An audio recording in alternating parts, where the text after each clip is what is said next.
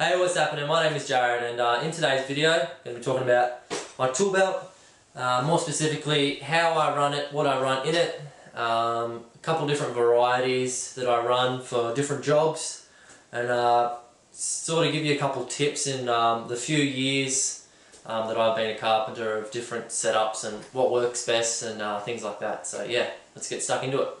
Okay, so first things first, tool belt itself. I've spoken about it in a couple videos before, but a big Makita fan. It's a Makita. They've got heaps of different variations you can do. So you've got the belt itself that goes around here. I believe it's called like the super heavy duty or belt or something like that. They've got some name for it. Then you can put all your own different attachments on it. I went for the 3-pocket. So I've got 2 fixing pouches there. It's actually got fixings at the moment. It always changes for different jobs that you're doing. Say if I'm framing, I'll have framing gun nails in there. I'll have bracket nails, so your pry nails and things like that in that one, and then other screws and just miscellaneous things in this one. Stanley knife in there, and then this is just a bit of a anything pocket. It's open, so you can't actually leave anything in there. But I put pincers, and you can slide like your 30-meter tape or whatever over that. Going around to the back, got a chisel pocket, 2 chisels in there. You can put 1 in there, but I prefer to carry 2 chisels. You got a pencil pocket, which I put 2 pencils in, and then you have another pocket, so I put punches and whatnot in that. And then last but not least, the hammer sling. I did have another one. Found the other one would move around too much, so when you're walking or if you have to run for some reason, hammer will fall out and it'll smack you in the leg too much. I've had this tool belt itself for 4 years now. This here, you can see that's got a Phillips head bolt going through there. This actually snapped not that long ago. Simple fix, just put a bolt through there, away you go. This is a very similar setup to the Buckaroo tool belt. They do a similar thing. Obviously theirs is complete leather and about 3 times the price. I'd much prefer one of those, but this is a setup I bought at the time. It's done a good job. I definitely recommend buying one of these heavier duty belts. Supports your back a lot more. You've got attachments there, and then one on the back to put slings over. I've actually got the slings. I wore it for maybe 3 days, and because I've never worn them before, I realised they're a bit tricky to get used to when you're climbing up and you're pulling yourself through ceiling joists and things like that. It's a bit annoying, but I know lots of people that run them. Yeah, that's the tool belt itself. Okay, so that's the tool belt with nothing in it. The setup I'm going to show you is more of my everyday setup if I go to a job site that I haven't been to before. Kind of the framing setup, which is what I seem to do most of the time. Obviously I change it around a lot for when I'm doing fix out and when I'm forming up for concrete and things like that. But I'll show you the framing setup, and then during the video I'll show you different other things that I might add and take away for other jobs. Yeah, so I've also found out over the years, not that I've been doing this for that long, but over my short time being a carpenter, I've realised that it's really important to try and keep the weight down, keep as much out of your tool belt that you don't need as possible. I know lots of blokes that have shit in there that they don't need, they never use, but they just like to carry around with them just in case. Yeah, so keep it simple, keep as a little amount and the weight down as much as you can. Okay, so first things first, hammer. Hammer is obvious carpenter need. I have the S-Twing. I think it's the medium one. It's a 22 ounce, I believe. I've had this for 6 years. I had this since the day I started. This is actually my brother's hammer. He's a carpenter also, so he had this for probably a couple of years beforehand. So it's a little bit old, obviously not as old as some people that have their hammers. Perfect weight, perfect everything. Love that hammer. Next thing around, chisels. Chisels, for myself personally, and a lot of people I know, don't last very long. You go through a lot of chisels. I've found out through the blokes that I work with, always best to have 2 chisels. We do lots of different things, but framing and stuff like that, best to have a sharp chisel and a what I like to call a bash chisel. So that's my sharp chisel. It's a 22mm Irwin that gets resharpened at every fix out, at the start of every fix out before we go and do all the trims and everything like that. And then I've got what I call my bash chisel, which is it's hard to get into when you go out and you buy a $90 chisel and then start bashing nails and things with it. But you know, over the years you get used to having a chisel that's worth a lot of money that you bash nails with. But yeah, perfect for if you've got a nail that's stuck somewhere, you need to tap it out, or some speed bracing or things like that are a bit stubborn. Next thing around in this pocket, I have 2 pencils. Reason being, one longer pencil, everyday pencil you always use, and then I have a shorter pencil. The reason I started carrying it in there to start with was because this one would fall out. But it's always good to have a second pencil. Sometimes you'll have this in your mouth and you'll drop it off a roof, so you haven't got a pencil anymore. Instead of having to get down and get this one or get a new one, you've always got your backup pencil in there. So it's actually in there at the moment. It's only about yay long, but yeah, backup pencil. Next pocket here, I keep a couple little things in there. I only ever have one punch on me at a time. I've been meaning to buy another one, but I only have one of them. So this is a longer punch. It's about your medium size. I'd say that's probably 3 or 4 mil.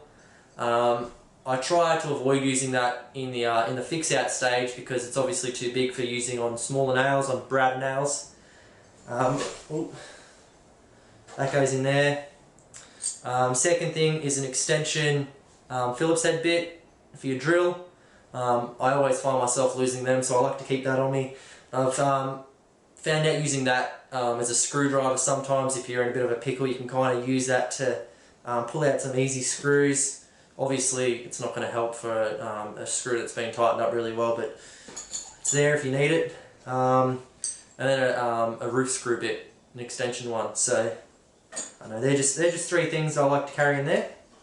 Okay, so now on the front here, this is where most of the stuff comes in. First thing first, speed square, most common square, easy to get used to, stays true unlike the combination square. They've got your little nut that you tighten up that can sometimes wear out a bit and you might not get an accurate reading. Perfect square, that's all I use. I never really use combination square, that's all I use most of the time basically. Folding rule, metre long, plastic. I go through a lot of these, but you know, that's just a part of it. They work well. Little hack that I found out that probably most of you know. So get measurements off it. It also is, I'll just put this down. It's also 35mm wide here, which is your average timber size. So battens on roofs or in a frame if you are have to check out for a lintel or a head to go across, something like that. That's your 35mm there. That's 17.5mm obviously, half of 35, which is if you need to put a line, scrub a line for half a batten or something like that. That there is 10mm, which we use for when we're setting string lines. We'll set our string line 10mm this end, 10mm that end, go to the middle, move your bit of timber to suit your 10mm. Yeah, that's how I use the rule most of the time. Obviously, besides its main use for measuring things. Next thing, tape measure. This here actually has a slot for the tape measure down there. I tend to find that too painful to slide in there now and then, so I just basically keep it in a pouch. Easy to get to. I normally put it in this pouch because that's the pouch I don't use very much. Stanley knife, mentioned before, Stanley knife goes in there. That's just your basic Stanley knife. It's got a heap of extra blades. I think it can fit like 12 extra blades inside it. Phillips head bit to undo it, which I use. That Phillips head bit I've got around the back. That goes in there. Set of pointy nose pliers, adjustable ones. I never used to have these. I've only had these for probably the last 2 years now. Extremely handy. Find I use it most for when I'm doing decking and things like that. For a stainless screw, the head strips out. Put that around it, clamp it up tight. You can pull it out nice and easy. It's obviously useful for a lot of things. Yeah, just a handy tool to have in there. I know lots of people use, some people use Leathermans, those little multi-tools they keep in their pocket, but same sort of thing. Also another thing, I only ever use this for fix out, but I mean it weighs half a nothing, so that stays in there. It's just a quirk block for architraves, for scribing your height for your architrave and things like that. That stays in there. And then I just have various other drill bits. I have an 1/8 drill bit, 3mm drill bit, and a masonry drill bit that stays in there. Obviously again, weighs nothing, good to have in there because you always use them. Yeah, that's the basic gist of my tool belt. That's my main go-to. Okay, yep. So that's my general go-to setup.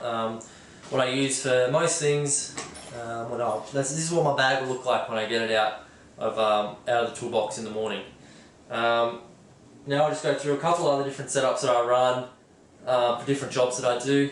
I'll put it on to show you how I run stuff actually itself.